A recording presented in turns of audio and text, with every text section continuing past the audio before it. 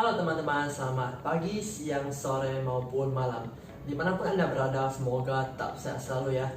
Nah, jadi di video kali ini kita akan bersama-sama membahas dan juga belajar tentang investasi yang cocok buat kaum milenials.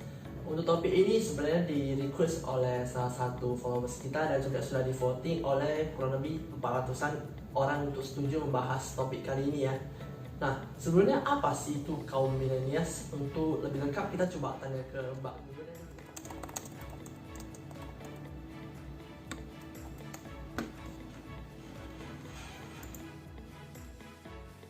Kamu yang termasuk generasi milenial adalah yang kira-kira lahir pada tahun-tahun 1981 sampai tahun 1995. Nah, setelah kita tahu apa itu kaum milenials, langsung saja kita masuk ke topik di video kali ini, yaitu investasi yang cocok buat kaum milenials.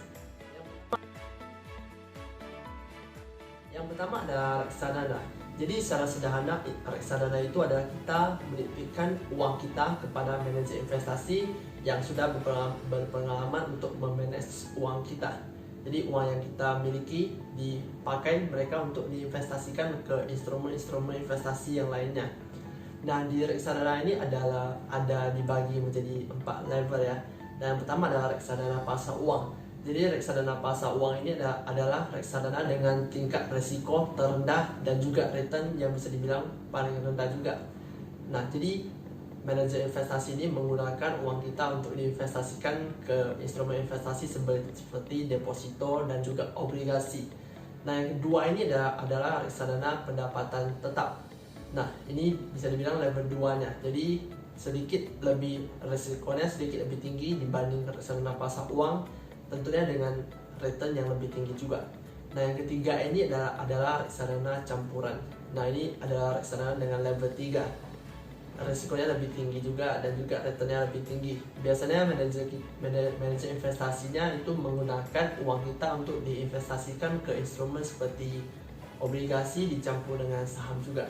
Nah, yang reksadana dengan tingkat risiko paling tinggi dan juga return paling tinggi adalah reksadana saham. Jadi manajer investasinya menggunakan uang kita untuk diinvestasikan ke saham.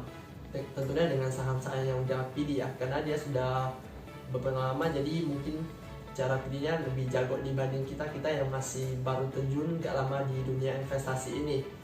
Nah, oke, mengapa saya bilang bahwa reksadana ini cocok untuk kaum milenials? Yang pertama ada nilai nominalnya kecil. Untuk mulai di reksadana ini cukup hanya dengan 10.000. Bahkan kemarin saya mulai investasinya nggak sampai 100.000 ya, pas saya pertama kali mulai itu di Bukareksa. Jadi Bukareksa ini adalah fitur yang disediakan Bukalapak untuk kita investasikan ke reksadana. Ada di aplikasinya itu nama fiturnya itu Bukareksa. Nah, sekarang saya lebih fokusnya ke Bibit dan juga aplikasi Ajaib ya. Sebenarnya kurang lebih sama sih, cuman pilihan reksadananya yang berbeda aja.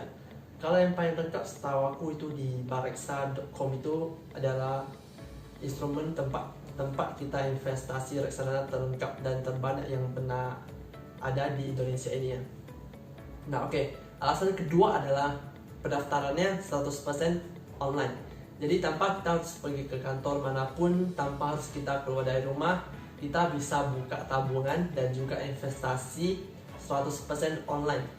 Jadi pas saya daftar di Bukareksa, Bibit maupun Ajaib itu tanpa keluar dari rumah. Jadi 100%. Anda yang kemarin ada pantau laporan keuangan saya di bulan Agustus ini, Anda pasti tahu bahwa portofolio saya lumayan banyak juga di reksadana ini ya.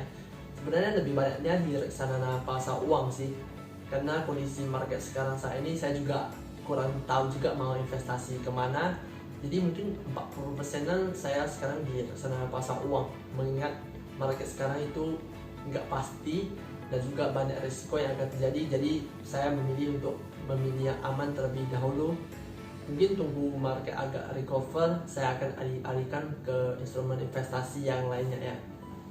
Nah, oke, buat yang mau mulai ini bisa mulai lewat aplikasi Bibit, Bareksa, Bukareksa. Sekarang Tokopedia juga sudah ada, di Ajaib. Jadi tolong pastikan aplikasi yang Anda pilih itu diawasi oleh OJK ya. Nah, yang kedua adalah investasi saham. Nah, investasi saham secara simpel adalah kita memberi perusahaan yang ada di Indonesia yang bisa kita lihat di sekeliling kita. Biasa saat kita nongkrong, kita tabung di mana? Di bank BCA, Bank BRI, Bank Mandiri. Bank-bank ini adalah bank-bank yang sudah go public, yaitu kita bisa membeli sahamnya.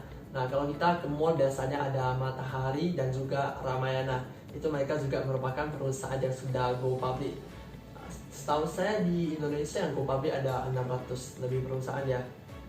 Nanti mungkin saya coba cari datanya kembali, karena yang saya investasikan juga gak sampai 10. Karena kita harus memilih perusahaan yang menurut kita bagus, prospeknya ke depan, laporan keuangannya bagus, dan harganya juga. Nah, untuk contoh perusahaannya seperti yang tadi saya sebut, kalau di perbankan ada Bank BCA, Bank BNI, Bank BRI, Bank Mandiri, Bank Bukopin, Bank Permata, Bank Danamon, dan juga masih banyak bank-bank lainnya. Nah, untuk produk yang biasa kita gunakan sehari-hari itu ada perusahaan Unilever dengan kode UNVR. Itu brandnya ada Lifebuoy, Krill, Pond's, dan juga berbagai merek brand lainnya. Nah, untuk otomotif ada PT Astra dengan kode anak perusahaan AUTO, jadi auto. Nah, untuk perusahaan lainnya itu masih ada lagi Indomie dengan kode ICBP, dan bank lain dan perusahaan lain masih ada ratusan perusahaan lain yang sudah go public di Indonesia ini. Nah, mengapa investasi saham ini cocok untuk kaum milenials? Sama seperti reksadana, minimal mulainya itu kecil, hanya dengan 100.000. Kemarin saya sudah buka akun di MNC Sekuritas. Bahkan di Ajaib saya mulai bukanya itu tanpa modal sama sekali. Jadi pas mau invest kita baru top up uang kita ke rekening yang ada disediakan oleh sekuritas tersebut. Nah, alasan kedua adalah untuk saat ini banyak harga-harga yang banyak saham yang terdiskon karena faktor virus corona ini. Meskipun sudah sempat naik di semenjak 23 Mei kalau saya nggak salah ingat.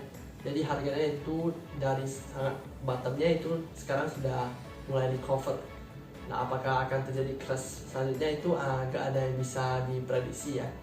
Jadi yang bisa kita lakukan adalah mencari perusahaan yang income-nya tinggi dan juga banyak prospek kedepannya itu bagus, laporan keuangannya bagus, dan juga tentunya di harga yang murah. Nah, buat Anda yang ingin mulai ini bisa mulai di sekuritas yang saya buka ini di MNC, di PT Philips, dan Ajaib juga bisa, dan juga masih banyak sekuritas lainnya. Jadi yang Anda harus pastikan ini adalah diawasi oleh OJK. Jadi itu adalah hal yang paling penting dalam memilih sekuritas tersebut. Nah, yang ketiga adalah peer-to-peer lending. Jadi secara sederhana, peer-to-peer lending itu adalah kita meminjamkan uang kita kepada perorangan ataupun kepada perusahaan. Jadi peer-to-peer lending ini ada banyak aplikasinya, jadi banyak juga pilihan kita. Dimulai dari kita bisa minjamkan uang kita kepada emak-emak atau ibu-ibu yang pengen buka usaha. Itu biasa kita meminjamkan uang kita kepada mereka. Jadi untuk meminjamkan ini ada di aplikasi Amalta, dengan dimulai investasi kurang lebih 3 jutaan untuk memulai investasi ke ibu-ibu yang ingin membuka usaha tersebut. Nah, yang kedua ini adalah kita bisa investasi ke perusahaan-perusahaan yang sudah besar juga. Itu bisa diinvestasikan di aplikasi Investri, Akselerant. Nah, yang perusahaan-perusahaan yang saya sebutkan itu sudah diawasi oleh OJK ya. Jadi lebih aman dibanding perusahaan yang belum diawasi oleh OJK tersebut.